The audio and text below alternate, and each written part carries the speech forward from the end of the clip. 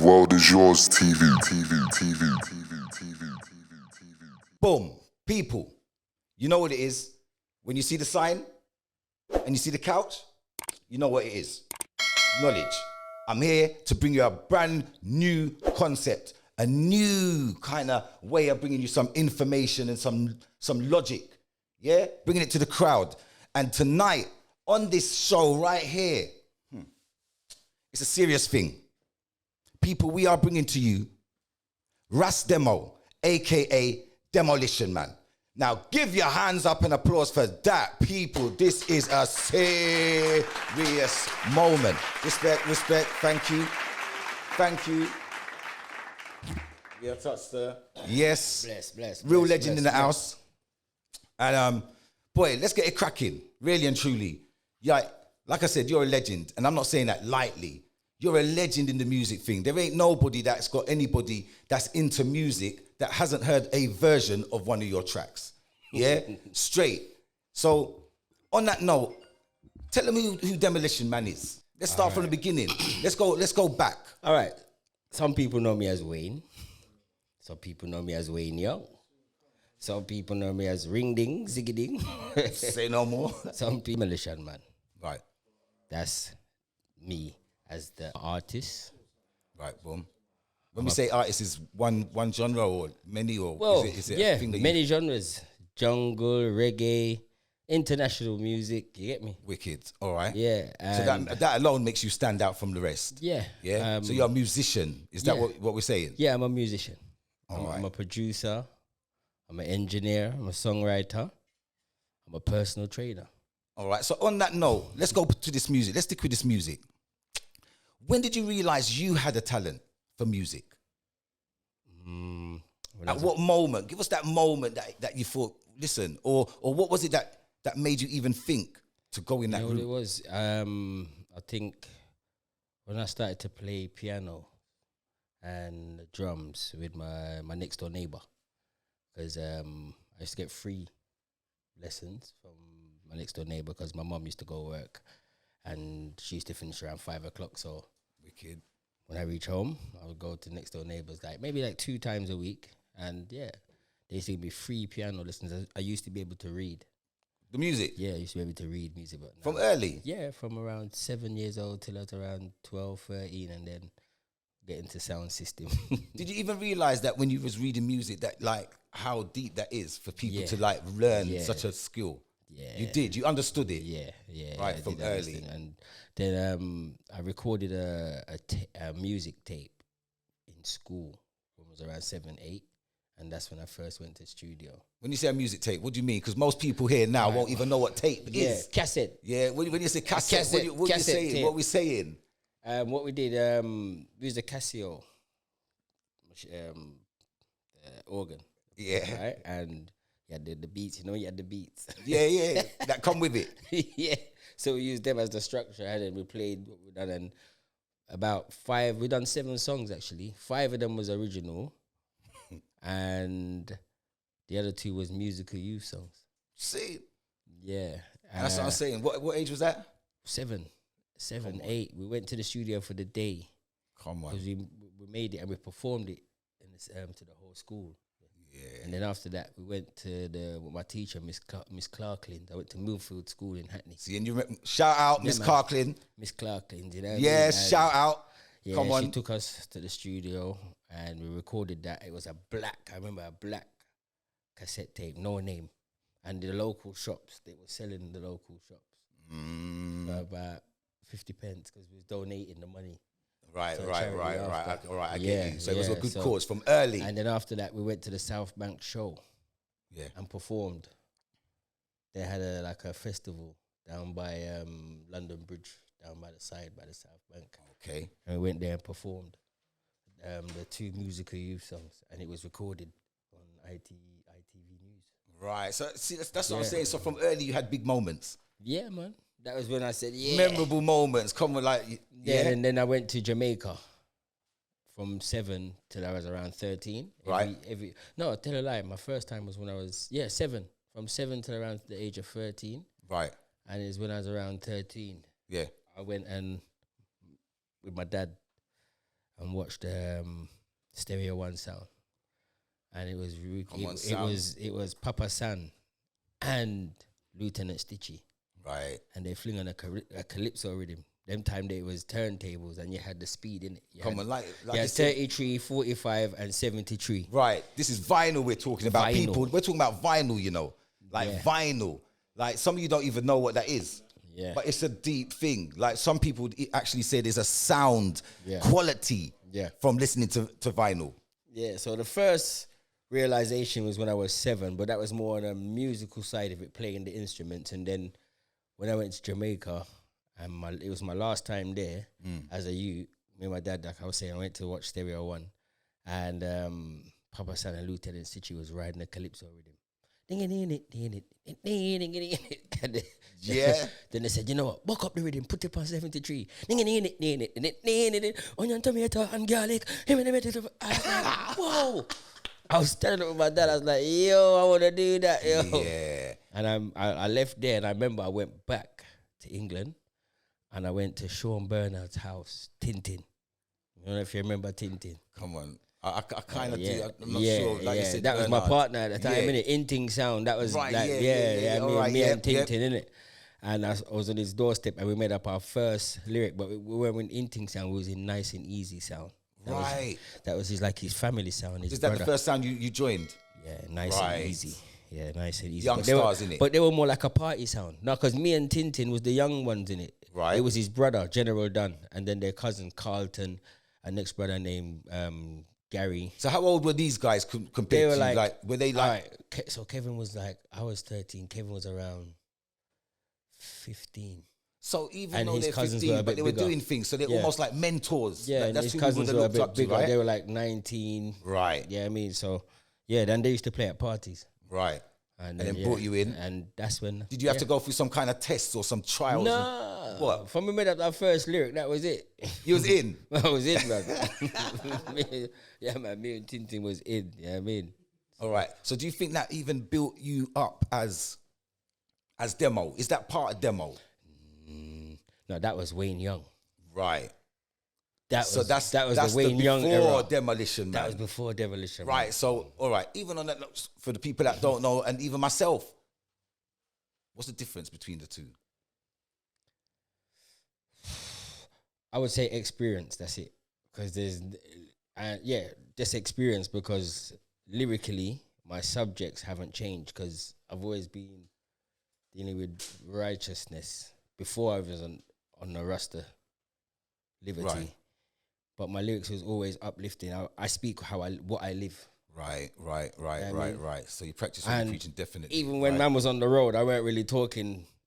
One of them was snitching on myself, if you I want get to it. call it. Yeah, come on. Yeah, I mean, I was talking other things. You know what I mean? Yeah, keep it 100. Yeah, You know what I definitely. mean? And it from there, it was like, I got into I said I want to sing as well.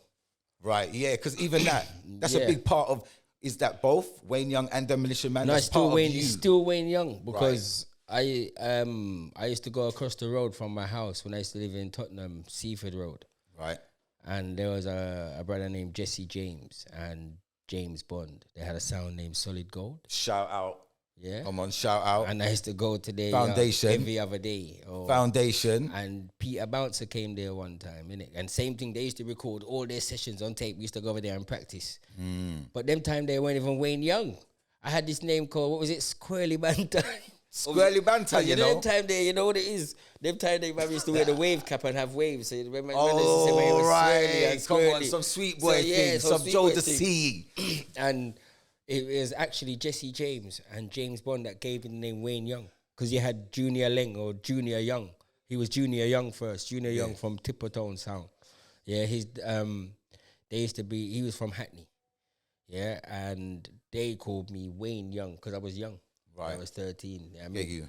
then, like I was saying, Peter Bouncer came there one day, and brother, when I saw him sing, I was like, yeah, I want to sing. And You want a piece of that? I actually sang a song in there, but it was a cover song, innit? And when I done, it's like, yo, you can sing, you know. Who said that? Peter Bouncer. So you got the Yeah, cosign. yeah, he was like, yeah, you can sing, man. And I was like, okay, go on. Because I was singing an Alton Ellis tune, I think. I found that love that I lost, that I lost. And let's before. be real, yeah. If you can sing, Yeah. it's a different crowd of people you're gonna entertain, right? Yeah, you get man. the attention as well. Yeah, Them days yeah. there Yeah. must be in it. Yeah, so from that's when the singing came in. Then I used to watch Renault James and Richie Nicotine Davis. That's when I joined Inting Sound. Right. And them two inspired me a big way for just on the singing level because they would harmonize each other. Right. If Richie was singing, Renault would harmonize him. If Renault was singing, Richie Davis would harmonize him. And Right. I just learned how to harmonize just from watching them two. You know what I mean? But there was obviously there was other people that influenced you. But it was that's how the singing. You had a great but that's how the influence. singing. Yeah, Peter. I would say listening to Peter Bouncer on Unity Sound, like Celia Collins, Roger Robin, these guys like from Saxon. Right. You know what I mean, Maxi Priest. I'm talking like the English singers, innit? But then, and that's what I'm saying. It's foundation, really. Yeah. It's the bits that grew you. But I have to really say, sorry to say, but Richie Davis and Renault was like my two favorites, apart from Peter Bouncer. See, is that controversial talk? No. All right. Just, wicked. That's I it's the don't truth. think I've even never said it before. Right. It's like the first time ever I say it. But Richie Davis and Renault, yeah, was my two favorite singers, like, as I would say, people who I'm around. Yeah. You might even have to be big artists. No, I mean, I'm just talking just people who are artists that you respect. that I And respect. that's what I'm You know what I saying. mean? A lot of the time, it's what we grow with that builds us as a person. Yeah. And it's navigating our way through it and knowing who to like emulate and who not to emulate. Yeah, so man. just like you said, those names there. Yeah. It's a long time you've carried them with you and said, yeah, that's part of you. So Yeah. it's growth. It's nice. Man. Yeah, man. I For real, mean, man. even there, what's the secret? How do you keep consistent? And how have you still do you know what? First of all, let's go back to name some of your hits if you can, or right. I know a big one, but all right. So from Wayne Young, obviously, I went to America, innit? 1991 was the first time I went there, and I won a music competition with one of my dad's friends who put on something, and then I went back out there.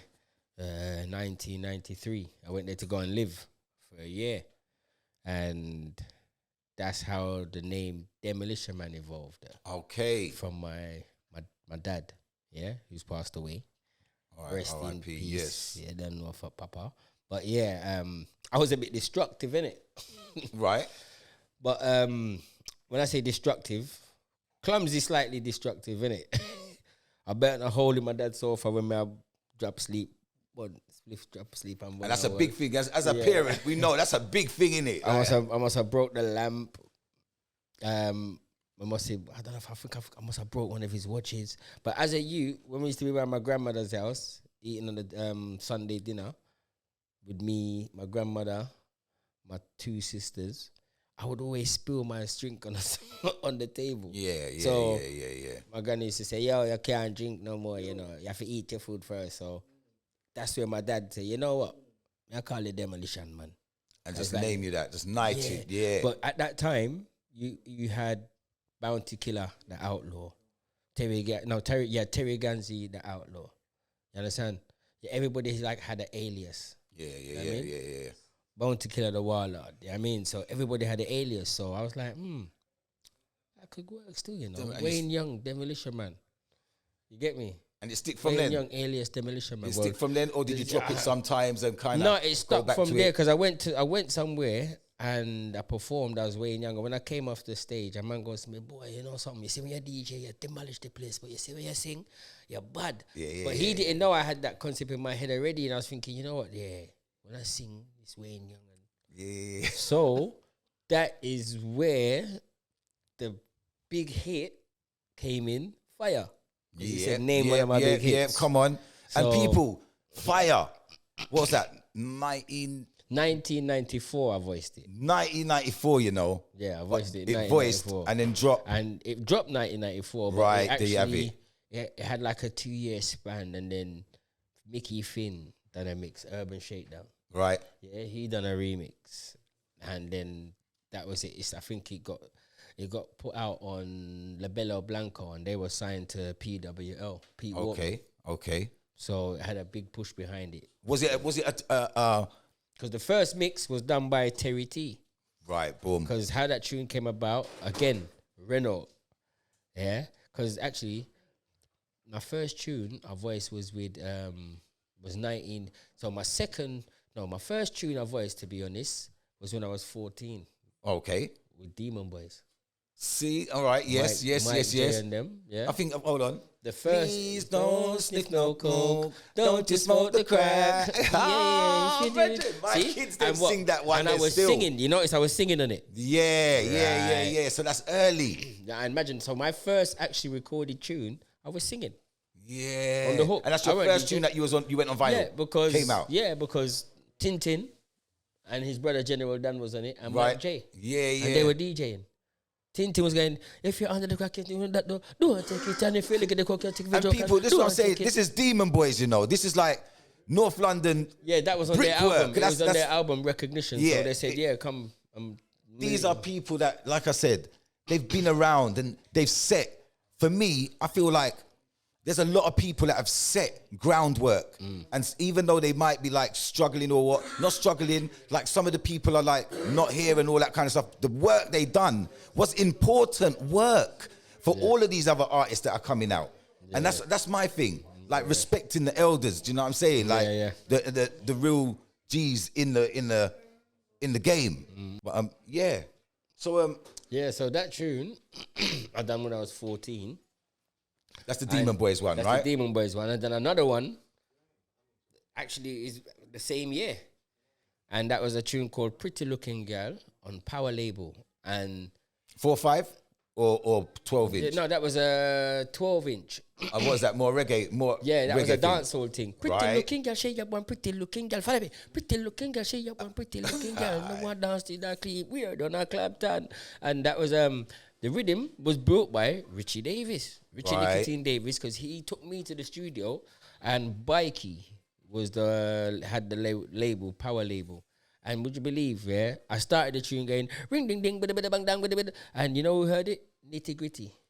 Right. Nitty Gritty was in the studio at the time, and when I come out, there was a little debate where he was saying, "I think him faster than Daddy Freddy," you know. And Yeah. this- And you the see- next man was saying, "Boy," he said, "Man, play the tune, man," and then play. He said, "Yeah, man, faster people- than Daddy Freddy." Yeah, do your research. know what I Nitty Gritty mean? is not no lightweight. Yeah? Not no lightweight in the game. So if man mentioned them kind of name there, it's a serious thing. So this is where you youngers do your research. Yeah. Do your research. Look it up in the book. You've got Google. Sort it out. Yeah, man. Man, Nitty-gritty, come on. Yeah, Nitty Gritty was there. So, yeah, I mean, yeah. And then after that now, like, when I evolved into the name Demolition Man, Right. that was even before the Jungle Tune. Yeah, that was in America. Yeah, because what happened was I toured with, after getting the name from my dad had a bridging who was the road manager for Lady Patra. Okay, yeah. I remember she come up. She yeah. was like quite a big thing That with was Shabba them yeah, days, that there, was innit? 93. Yeah. Yeah. So he was the road manager for her, and he used to roll with Banky and Specialist, Right. which was Specialist was the manager for Shabba Okay. and Okay. Lady Petra. So one day, my dad's brethren Byron called from the office, Right. put me on speakerphone, but I didn't know. And he must have said to me, DJ a couple lyrics, and I DJ 2 lyrics. And he was like, yo, you're bad. I was like, go on. He's like, yeah, all right. We're going to put you on a tour with Bounty Killer, Lady Patra, and Roundhead. Yep. So I done... Which is a big thing, innit? Yeah, man. So I done we done Washington, Boston, and Hartford, where I was staying. Then we done Washington, and this was the first time Bounty Killer had come to America. Yeah, so It's I big was... things already, I man. was, That's like legend talk, man. That's yeah, some, that like, was in film, January. movie. That was in January 1993. No, it was March. Yeah, it was March 1993. I remember because we had a snowstorm for 3 months. January, February, March, and then after the snowstorm, we done a Flew tour. out. No, wait, he came to Connecticut. He came to America. Yeah. He came That's to what you said, America. right. Yeah, so we went to Boston, and would you believe that's where I got my first boo? Really? Yeah, but it was a bias boo, bro. You might as well tell us. You All right, can't start that. basically, all right, but what happened is you had a brother named Honorable Apache, yeah? He came out on the stage. He must have done about, it weren't even Honorable Apache. it was a white guy. This white Rasta guy came out on the stage. He must have got around 40 seconds of his tune. So he's done his intro, got into his verse. No, got into the chorus. As it's about to start the verse. Yeah. Boo! They start booing him off, yo. So Boo him off. They booed him off. Then Honorable Apache came out. This brother, I know he lives in, I think he used to live in Florida. My cousin Cyrus knows him. Then Honorable Apache came out. He done his intro. Yeah. Done his chorus. Yeah. Didn't even get to start his verse. Boo! They booed him off. Say, all right then. I came out. Yeah? When I came out, I must have went, yeah, boo! I didn't even get to start my lyrics, brother. They was just in the motion of They were booing just in the whoever motion now. of boo the whole crowd. And this, but basically, what it was a more American crowd. Yeah. They just wanted to hear Bounty. Because the MC came out, is like, yo, so who you want to hear? You want to hear Roundhead? No. You want to hear Ninja Kid? No. But how did that affect you then? The boo. They said, your who are first- you? Bounty. I was kind of pissed. I'm not gonna lie, because my first Yeah, boo, like innit, your bruv? first boo, And like, obviously what is Bounty- that- what- me and what Bounty's is the that same like- age. like- Me and Bounty's the same age, you know. So it's not like Bounty was a big man for me, or me and Bounty's the same age, bro. So I'm thinking, yeah, and what? We get from work, we're on the same stage. And you know that could make or break a man, a lie? Brother, let me tell you something. I'm not gonna lie though. It was a band, yeah? You see it when the band just went, and they hear The piece that everyone's noticed, yeah, everyone's you see me clocking hear onto people that. dead, bro. I'm talking, it was like God stepped in the place. You didn't even see him there. It was a balcony. Oh, There was like, I'm no. talking, all people went on smoke. Lighters was everybody had a lighter out. Yeah, It looked yeah. angelic to look. I'm not gonna lie. See when Bounty step out, people Different kind of dead. thing. Yeah, And then he come out. But when I say it was like a football, you know them football game, the Raw. Yeah. I forgot about the boo. I'm not gonna lie. I became a fan. You see round them round the back of the stage. Them but- shows, like you mentioned, Bounty. There's a reason why he's Bounty and he stayed around because of he's more than just a vocalist, isn't he? He puts it together. Yeah, man. Yeah, he's a showman. Yeah, man. Yeah, some of them sound takes and all them kind of things. He's a showman. Like you look at stage and you feel like you've spent your money. Do you feel like that's an important part as an artist? Is that part of being an artist? Or is it not necessary for everybody, or is it dependent? What's your figure on that? What, to spend their money? Nah, to be an artist like nowadays, Yeah. it's very visual. These Yeah. kids are very visual. Yeah. So some of them are doing, like, a lot of them are just doing stupidness, but they ain't really got no talent. So I'm saying, when you've got talent, how do you make that stand out from the other talents that are out there? Is there any now- advice you could give people, like, or what would you say? Well, now you have to spend money. You have to do your marketing right. You have to do your marketing. You have to do, yes, basically it's money. So you can have a talent, is what you're saying. Well, you can have a talent, but you still have to turn it into a business and have a business head, or can you have a talent and go far? Look, you see, back in the days when talent spoke for itself, people would invest in it and spend money in it.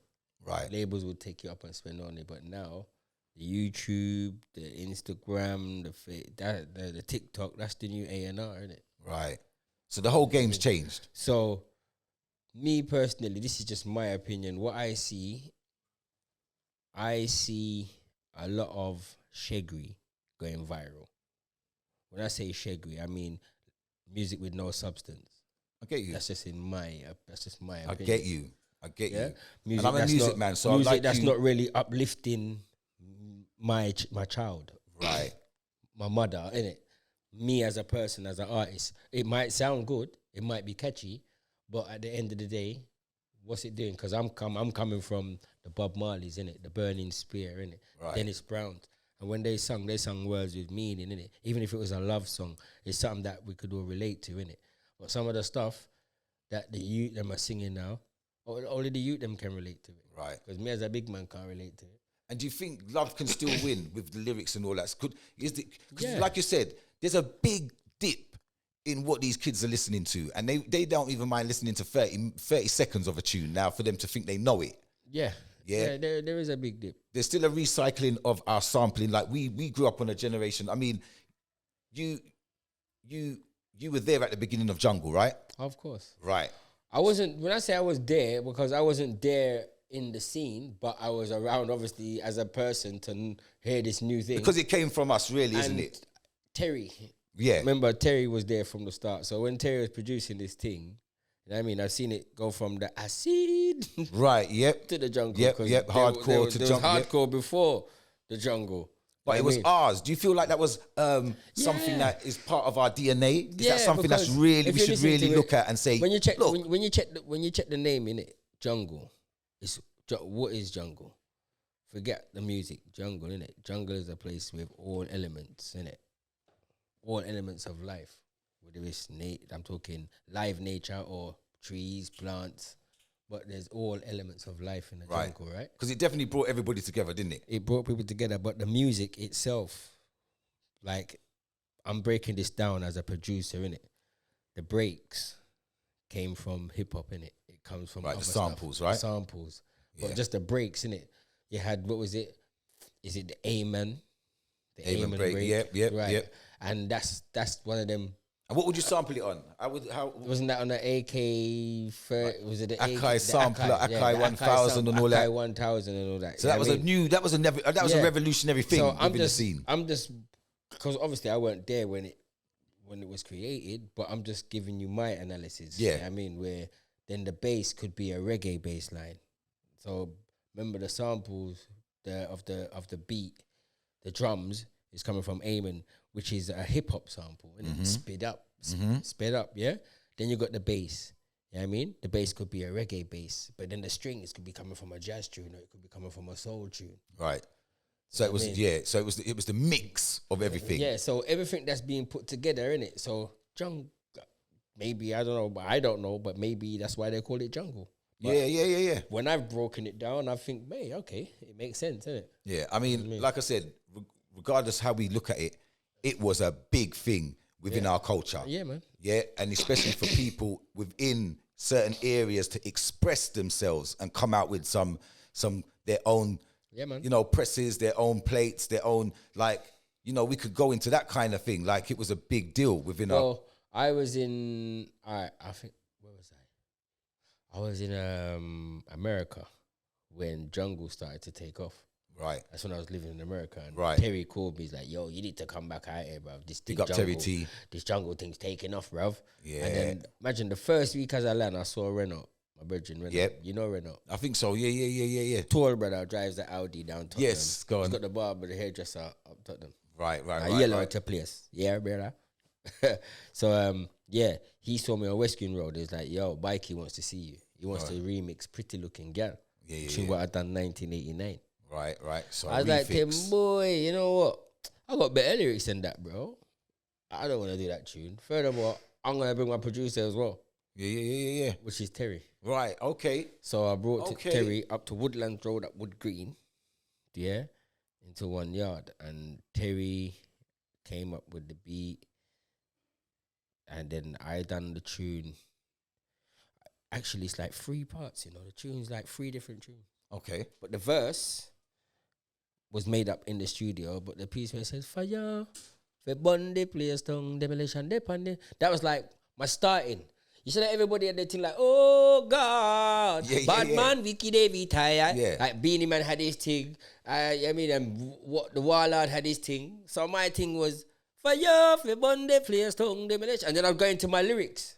Right. If you take out your lighter, So right did you now know me you have was something- gonna? Did you know you was gonna be lacing a bruv, jungle track when you went there? I was doing that in America. That piece of that, what you hear me saying, fire, for Bundy, place On tongue. what kind of rhythm? I was doing on dancehall rhythms, bruv. Right. That's when I was in Right. America, where me and my brethren them used to Right. practice. So and then, originally on the dance hall. and then you see that thing there, for the bit of a stone motor, now that is a justice thing. That was originated by Frisky. All right. Shout out Frisky. How that came about? Frisky had a pattern in it. I remember, if you're a crowd, if you're a crew and you're in the sound, back in them days, there's Saxon man would do it, certain man would do it. If a man had a style or a melody, a next man in the crew would do it. But then that'd be like the part 2. Yeah. So you But have the it was a original- respect thing to emulate somebody To emulate, else. Like just to show your brethren, but it's yo, I not like this your is- style. you're not but catting you're them. not catting it, You but just- it's your it's a brethren, innit? style, like, that's so our Frisky thing, had the yes. thing that Me a the road boy frisky done. Right pon the version. Right this I read him like a ass pan the. Me a the. So that was the first one, right? Right. Then he had a part 2. This one not the second one. To the road boy frisky done. Listen no me right with him with the roughneck mixer man. And you still remember So it. that was the second one. Yeah. So then I came with the Shout third out. one. This are there for the first time, more time out. Tell the better man, become for check out. See the better my rough next coat. So that's how that. Right, you see, people, you are getting gems, you know. So that's frisky style. I mean, you see, I'm not afraid for talk the things. You see me? It's not like I originate the melody. This, you understand? That was frisky style. All them old school hip hop man will remember Das Effects or whatever, but the crew has been doing it from long time. Yeah, man. Yeah? Yeah, man. And I just got to give a shout out to that because you know what? Without it, there would be no what's going on now. Yeah? And as much as these kids don't know, we have laid down some footwork for them to be able to get all this money they're shouting and screaming about. Do you know what I mean? But one thing, like this podcast here, this piece here is about positive. And like you said, from early you was talking positive. Yeah, man, Justice Sound. And if people don't know, get to know Justice Sound, innit? That's like a legendary sound in Tottenham, bro. Right. Yeah. Tell us a piece. Tell us a piece in a quick breakdown. That was from, I was with Inting Sound. So I had like, it's like I was in a balance. So Inting Sound was the big man sound. Right. Yeah? Yeah. With Renault, Leroy, Natty, Smirty. So these are the adults, yeah? Yeah, these are man like, so I was like I was like 18, 19, they're 21. Yeah, I mean, 4 years older than me. Right. Like, yeah, get me? And I was with Justice, and we was like one of the oldest in the sound. So you had Yardi. Yardi was one of the oldest. It was Yardi. Was it Yardi, then me, then Cyrus? No, you had Yardi, Matthew, who's passed away. Yeah, R.I.P. Come on, Matthew Rowe. Yeah, my neighbour, yeah, man. Yeah, because we was all the same age. Shout out, man. Come on, man, that was, we was all the same age. Yeah, man, they Kwame, grow. you know what I mean? It was senior ranking. So we was a youth man sound. Yeah. And a lot of people, I would say a few other people built their sounds off of seeing us in like how we used to go and mash up and fire down as it is, place. man. Come on. We used to up certain, like when we was walking through the place, bruv, we go, remember the blues dance them, innit? Yeah. You see, when we got to the door, them, the man, they were like, yo, the Justice Man, them here, Justice Man, them here. Yeah. We never used to pay. Remember walking as we get in there. VIP from early. They're handing the microphone to us. We don't even get a chance to be that spliff, man, because they know when we come in your dance, we're going to nice it up. Yeah. Straight. You understand? If Justice ain't playing there, when we reach your dance, me, Frisky, we're going to grab that. We're going to grab that Sharon phone. And we're gonna F up the place. And that's what I'm saying. So that's the thing we had, in it. And then when we done the sound clash in Sam's at Bruce Grove, and we won a sound clash, Jesus Christ, it's like we was like the young superstars of Tottenham, bro. We inspired Poison Sound. Definitely. Yeah, we gave Poison one of their first dubs when we went to Music House and we had to voice onto the vinyl. How about that? Is it? Some people don't know about that. You can't make a mistake because you're going onto the vinyl, brother. Yeah, there's no rewinding. There's no rewinding, No. so you have to do your thing straight. Yeah, that was Poison Sound. I know we inspired them. Then I know we inspired Lady Force Sound. You're hearing this? Do you know what? You're getting this first here, Yeah. But you can't tell Like I said, we're nothing. keeping it 100 here, You had Keisha. Speak it. What was Keisha's Purge name it, again? bro. What was her Say name it. again? I can't remember her DJ name. You had Keisha and what's her, Lavanya, who passed away, man. Rest in peace. Yeah, I mean, but yeah, man, trust me. Yeah, that was Lady Force Sound. You had is it no, what was the sound in Edmonton again, man? Was it man, I can't remember. There's around 3 sounds. I know Shy FX is on one of the sound then, but Scorpion sound, that's it. I know Shy FX is on one of them sound there as well. Shy FX was on there, yeah? Yeah, man. Shy was on one of the sound because I remember he got his first jungle dub. Shy, if I'm wrong, call me and let me know. Even if you see this, Shy. I know one of your first jungle dubs, you came down to Nightingale Estate in Hackney, and Terry T cut that dub, bro. Yeah? Yeah, that was done at Terry T Studio. You see me? And you see that Shy Knowledge and FX. wisdom. And that's crazy. Like you say, have you crossed paths ever since on the sea, like loads of times? You still... Enough times I see Shy in Canada, because I was living in Canada, innit? So when I was living in Canada, he would come. I've seen him come out there, and I've been on the same bill. And I mean, up to I think the last time I see him was at Boomtown when I performed at Boomtown Festival, Right. 2017. Yeah, Stephen Marley was there, Kabaka Pyramid, and Protege. And this is what I'm saying. Both of you have stayed consistent throughout your careers. Come on. Like some amazing bits of work coming out from my end. Like when I'm hearing them, they're not just normal kind of. It's like what I said. It's quality. There's a je ne sais quoi to it. Do you know what I'm saying? Yeah. So it's like for me, the consistency. Crowd, we have to take off our hats to people like this. Yeah. Straight up, Ras Demo, aka Demolition Man. It's a different thing. Like, and it's the things that build us, and that's what I want to concentrate on. So, tell me one of your memorable moments in a clash. Oh. And when we say clash, people, let's break down a clash. We come from a culture of clashing. I would say I got two. Which is two sounds that are going against each other and drawing tunes, yeah? Clashing. So let's break it down. What do you reckon? Come, tell us a story. I would say I have, there's around 3 memorable moments, man.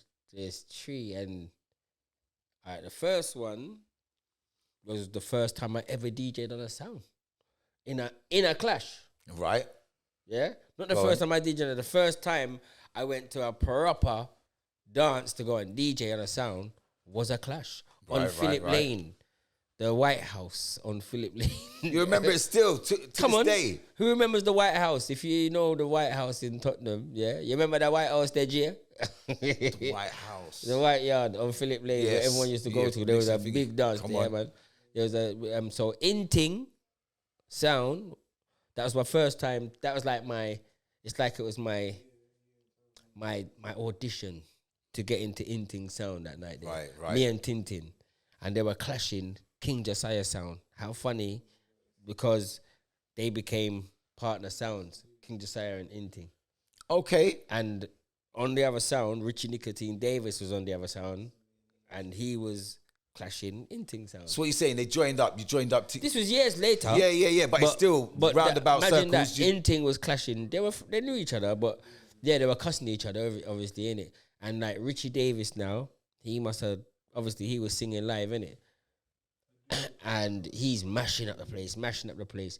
Inting's doing their thing, but then, he's mashing up the place. So they draw for the secret weapon, innit? Go on. Me and Tintin, innit? Is it? Yeah, because this time the crowd, we're just 2 little youths standing around by the sound of, no one ain't got a clue that you're coming out. That we're coming out. So it's like a breakdance moment where they brought out like that girl just taking it out. Yeah, and that's what happened. They've put us on 2 milk crates, bro. Because we were short them time, innit? And we was young, 13 years old. So we had to stand up on the milk crate in the dance. And I remember we had a combination. I can't remember the verse, but it was like, we and Young and Tintin, yes, we're entertaining. We and Young and Tintin, pan the sounding thing. We and Young and Tintin. Brother, you see when we started to do that? Oh my God. Turn it out. The place. Mash up the place. Mad. Because we're young, innit? So you can hear this little voice, innit? That always works, innit? It always wins. Yeah, we and Young and Tintin. Let's say entertaining. We and Young and Tintin, pan the sounding thing. And then we started a little fast tongue thing. Jesus, peace. Mash up the place. And did you think that was like, was that a moment that as well? Was like, that was a madness. That was the first time hearing like, you know when you get that standing ovation and people that make noise? You know what I'm talking about? When you get that forward in the dance? That was my first forward. And we look at me and Tintin look at each other like, yeah. So when you heard that, did you feel like that? Was it like, you know what? Yeah, that was it. That was it. I never looked back, innit? From 13 to 21, we was on Inting Sound. Just doing the bits. Yeah. Inting and writing regular lyrics, or did you have certain things that was like you wanted them to be catchy? Listen to me now. Every Friday, maybe one Friday I might miss out, but every Friday from 13 to 21, we went to Leroy's house, off Avenue Road. 13, I can't remember the name of my road now. I can't remember blows, not name of my road. But bro, that was and we used to record everything. I still got enough of them on tape right now in a black bag. But we'd record everything. How long was you there? What do you mean? You'd go to his house? We'd go to his house in the evening. Like then time I'm at school, innit? Say when I done school, go home, eat. By 7 o'clock, 8, I'm around by Leroy's yard. We're not leaving there till morning. Is it? Yeah, bruv. Morning, brother. Sometime I sleep on the sofa. Putting in that work. So anyway, that was like my first memorable moment. My second one now, I would say, was when Justice had a clash, and we clashed 18 sounds. What do you mean? But what it was like there was like every week two different sounds were clashing it. It's like there was heat. Okay. There was all right. heats, Yeah. innit? Yeah. All right. So There like a was division heats. kind of thing, knockout Yeah, so kind there of was thing. heats and knockout Okay. in it. But it was funny because every sound we clashed, except for me and Frisky, but mainly me. And what do you reckon that is? Because they heard about me, innit? It like some were from South, some was from West, and from out of Midlands country.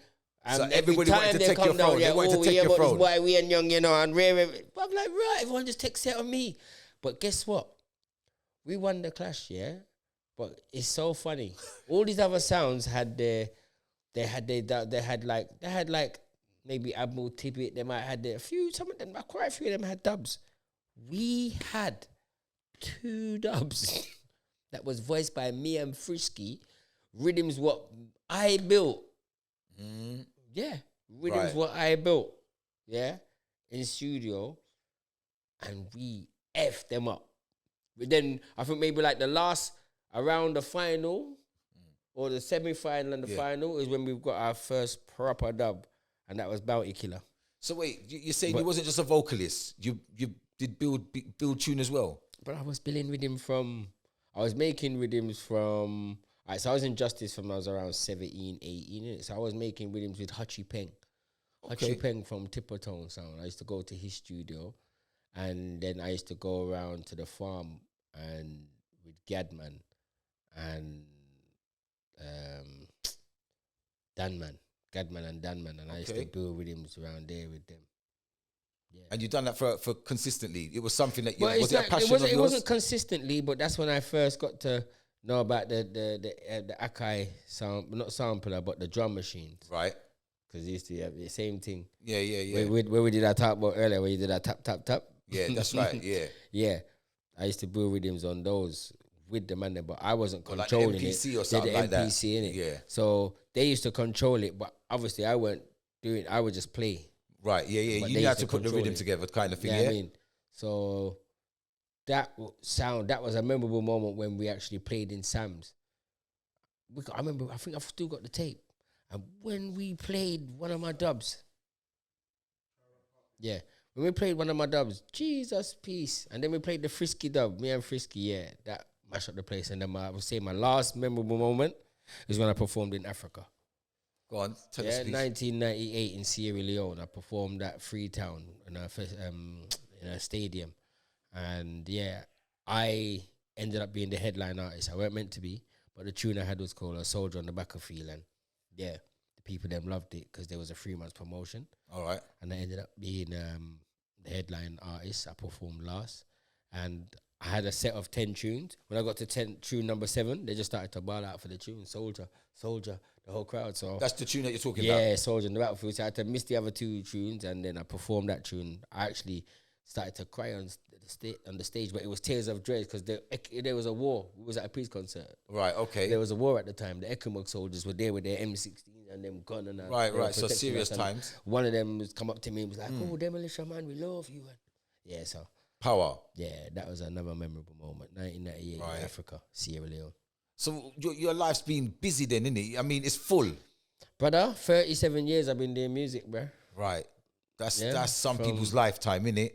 See it there? Yes, older than my And children. joyous moments, or is it like ups and downs? Full of ups and downs. Bro. Yeah, but you get through them at the same time.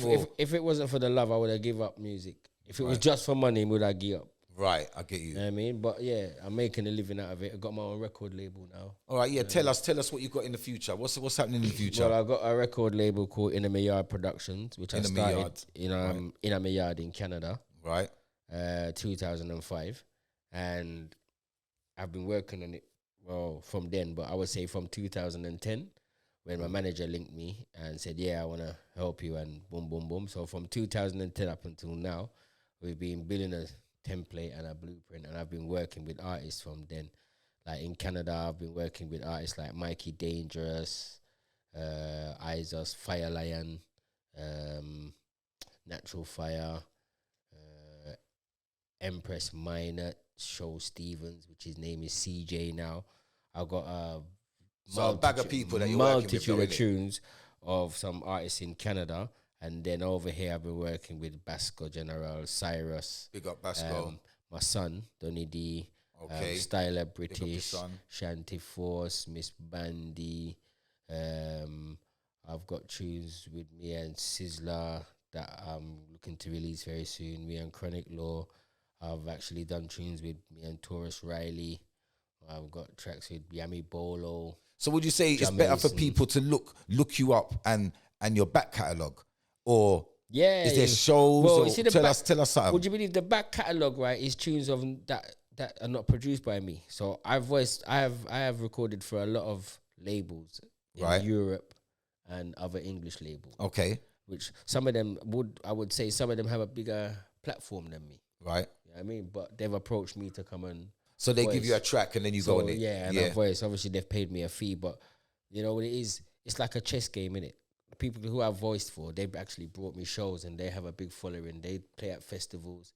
So So you get work from it. Basically, I'm not just some of them. I will I will say, look, because some of them come to me with a price which is not my price. Yeah.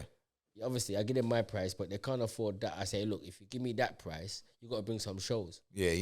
And then you just because I know you do this, you do that, you got festivals, so you could bring me some shows. Yeah. So some of them will bring 5-6 shows, and that will cover double what they would have paid me. But that's good though, isn't it? Like that's how we're meant to do business, isn't it? Like we're not asking you for that. I'm turning up for shows for some peas. Right. Yeah. So we've done that as well. So it's only now I would say 2015 is when I actually released my first production. Right. On an EP. Right. 2015. 5-track EP, and then 2016, 17 I released my album with on my label, and it's a 15-track album, and I produced all the tracks on the album. What's that one called? It's called The Calling. The Calling. Yeah, The Calling. And if they want to get that, how? Well, you just go on Spotify, you can go iTunes, Apple Music, or you can just go to www.rasdemolitionman.com, and there's a shop link on there as well. And there's all the links to all my social media and all downloads and all the platforms where you can go and buy my music. Wicked. Have you got any shows like over here in any time soon, or I sure do. Anything planned for that kind of? I'm on the Reggae Land Festival. I've got quite a few shows coming up. I've got to actually go and have a meeting with my manager tomorrow because I've just come back from Jamaica. Okay. And I know I've got a show in Edinburgh coming up with a festival. I've got a next show coming up on the 18th of May or something like that. So I've got quite a few shows. When I was in Jamaica, he was letting me know I got some bookings in it. All right, good. You know so the work's coming through still. Yeah, man. It's always coming true, to be honest. Some music's good to you then? It has been good to me, and it's still good to me now, bro. I'm just starting right now. I've mastered my craft, and I'm ready to make some noise. Right, good. In My Yard Productions at the record label, you know? So, like we know, you've just done a little piece for us, and how do you feel about the settings that we got over there? And the settings bossy, man. It bossy, I love it. Yeah. It bossy. Like, it's a special thing for us to have you on the show, you know? Like, serious talk. Man, I love the setup, It's a special thing, man. I love the setup. You're not trying something, you're doing something. Right, and this is it. I mean... That's the thing, you know what I mean? You bless the place, bruv. Yeah, like, man. I hope you lot can understand what you're about to see, because it's a mad thing. It's going off. Yeah? So, on that note, Ras Demo, a.k.a. Demolition Man. It was great having you on there. Yeah. People, look him up and do that research. It's good to know your foundations. Yeah? Peace. Mosquito wanna miss a mosquito toe. Mosquito jump in a hot calalo. A them type of lyrics man I hear from me bro. But yo the thing change up now. Them a sing bout dung in a throat and how much gal about. Be a body a jiggle up in a video. Me a stay in a million down the road, me nah go a be a gas, me a press a move slow. The world is yours, TV, TV, TV, TV, TV.